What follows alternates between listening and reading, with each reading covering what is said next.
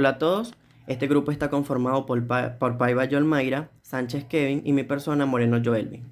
Nosotros le vamos a estar hablando un poco acerca del calentamiento de la formación por inyección de fluidos calientes.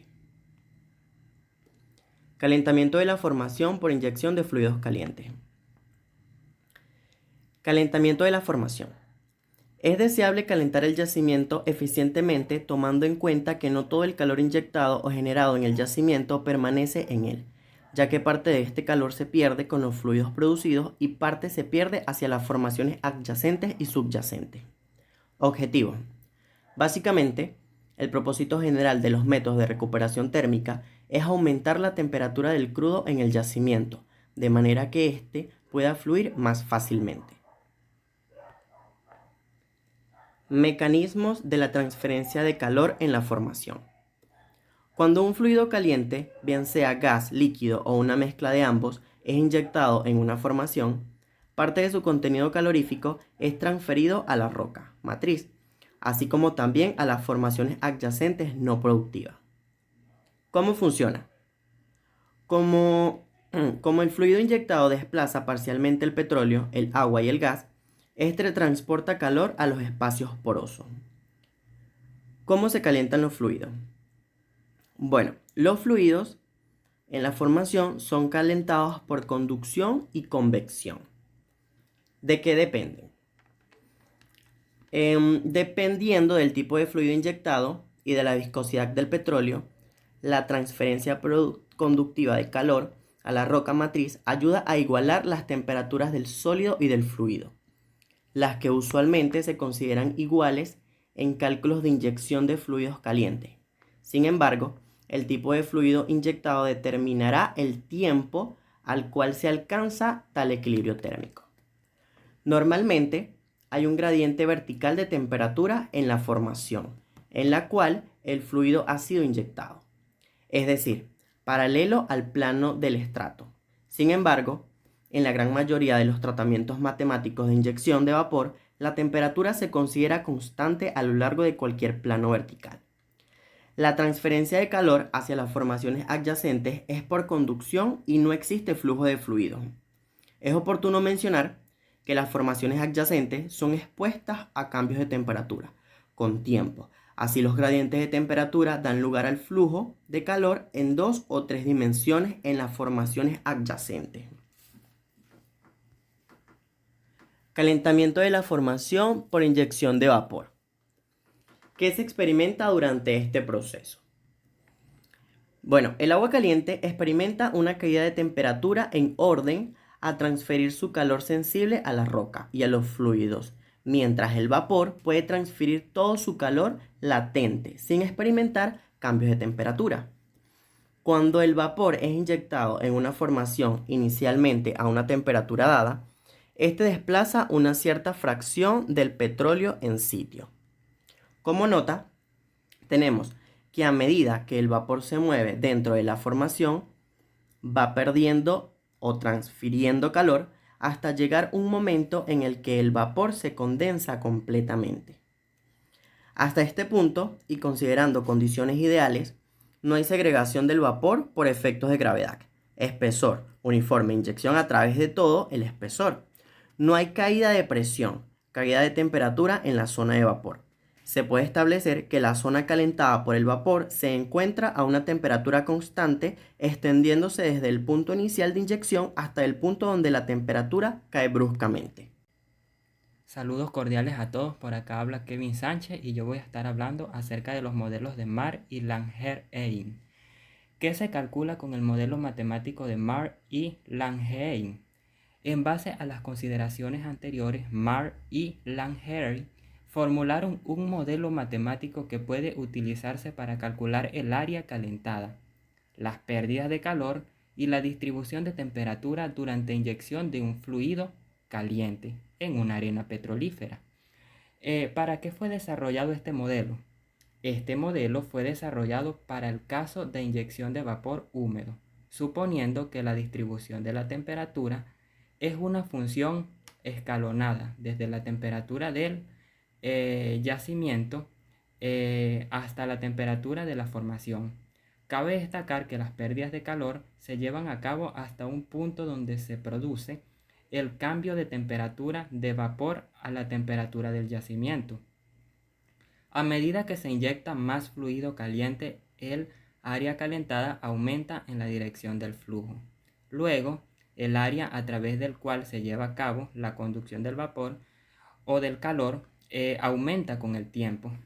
Tal como Marr y Langhare lo señalaron más tarde, la configuración de la zona calentada es general, aunque en su formación inicial se discutió el caso de una zona cilíndrica que se expandía simétricamente. Como pueden observar allí, podemos ver las pérdidas de calor hacia las formaciones adyacentes a través del esquema que pueden apreciar.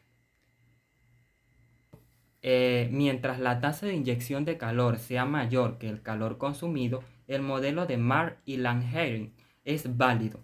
Sin embargo, a un cierto tiempo, el cual Marr y Bolek llaman el tiempo crítico, para esto debe tomarse en cuenta la convección del calor transportado por el agua caliente delante del frente de condensación. Mann y Bolek reconocieron esta situación y obtuvieron una serie de ecuaciones las cuales se usan para la determinación del tiempo crítico, que fue las que les mencioné anteriormente, que están observando en este momento. Ahora vamos con el calentamiento de la formación por inyección de agua caliente. Cuando un fluido caliente, tal como agua o gas, caracterizados solamente por su calor sensible, es inyectado en un medio poroso, una distribución de temperatura es creada en el medio a cualquier tiempo dado. La temperatura en el punto de inyección, ya sea plano o superficie, es igual a la temperatura del fluido. A medida que el fluido se mueve del punto de inyección, la temperatura cae, alcanzando eventualmente la temperatura de la formación. Modelo de Langmuir. Langmuir ha sido reconocido como el primero en establecer firmemente los cálculos aproximados de la distribución de temperatura en el yacimiento. Langmuir consideró la inyección de agua caliente a un flujo constante en un yacimiento lineal horizontal de propiedades uniformes y constantes. Además, supone que la transferencia de calor hacia las formaciones adyacentes se efectúan por conducción vertical solamente y que la distribución de temperatura en el yacimiento es independiente de la posición vertical y el flujo de calor dentro del yacimiento se realiza por convección solamente. Modelo de Spilett. ¿En qué consiste este modelo? Consiste en la solución numérica de las ecuaciones de balance de energía térmica en su forma más general, incluyendo la posibilidad de variación de la conductividad térmica en su forma más general, incluyendo la posibilidad de conducción térmica para la formación productora considerada saturada de petróleo y agua.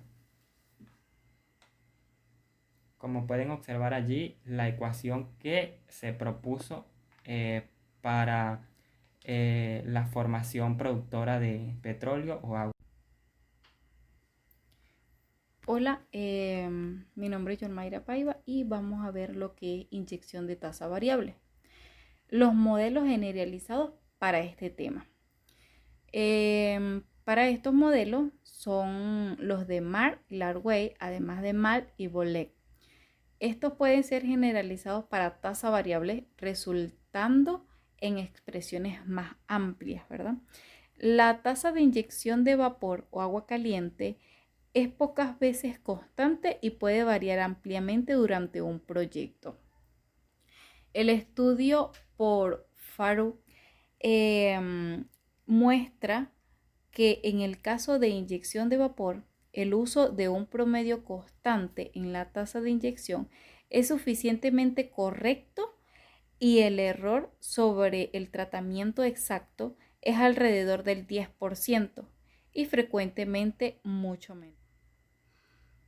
A continuación veremos lo que es un ejercicio sobre el calentamiento de la formación. Tenemos que el agua caliente a 50 grados Fahrenheit está siendo inyectado a una tasa de 500 barriles por día en una formación de 20 pies de espesor. Nos pide calcular la temperatura a una distancia de 40 pies del pozo de inyección al final de 100 días de inyección para flujo radial. Y repetir el ejemplo para el caso de flujo lineal, pero en este caso con una formación de 50 pies de espesor. Tenemos los otros datos, que es la capacidad calorífica de las capas subyacentes. Tenemos también lo que es los valores de la capa calorífica en la formación. Tenemos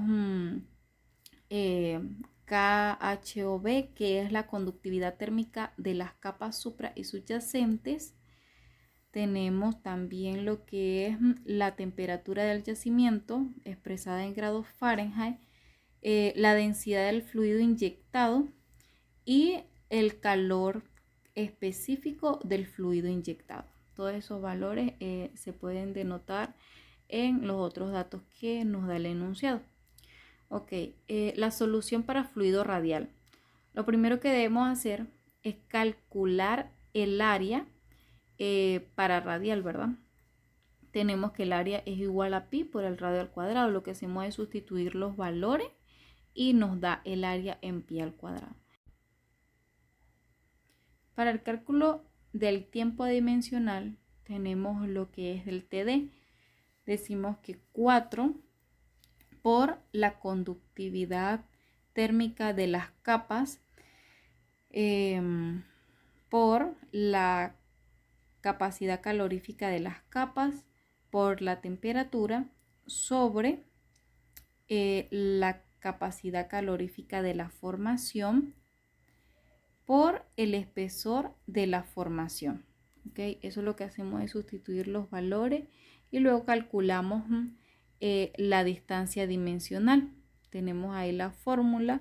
Los valores que se le agregan son la densidad del fluido inyectado, el calor calorífico del fluido. Tenemos también lo que es la tasa de inyección del fluido, que es el IF. Y lo que hacemos es sustituir los valores. Nos dice que el tiempo dimensional debe ser mayor que la distancia dimensional para el fluido radial. Seguimos con el cálculo de la función error complementario, ¿verdad? Ahí tenemos la fórmula y lo que hacemos es sustituir los valores. Debemos sustituir en la fórmula y tenemos que es 0,89. Para el cálculo de la temperatura tenemos la fórmula temperatura es igual a la temperatura reducida más la temperatura de la formación menos la temperatura reducida por el error complementario. Sustituimos los valores y por fin nos da lo que es la incógnita, que es la temperatura de la temperatura a distancia de 40 pies en un pozo inyectado. Para el cálculo en el flujo lineal tenemos lo que es el mismo procedimiento, sin embargo la fórmula del cálculo del área es diferente. Tenemos lo que es el espesor, que cambia 50 pies, y pues a partir de ahí hacemos los mismos cálculos y nos da que la temperatura a 50 pies en la formación es de 483,52 grados Fahrenheit. Bueno, eso fue todo. Muchas gracias.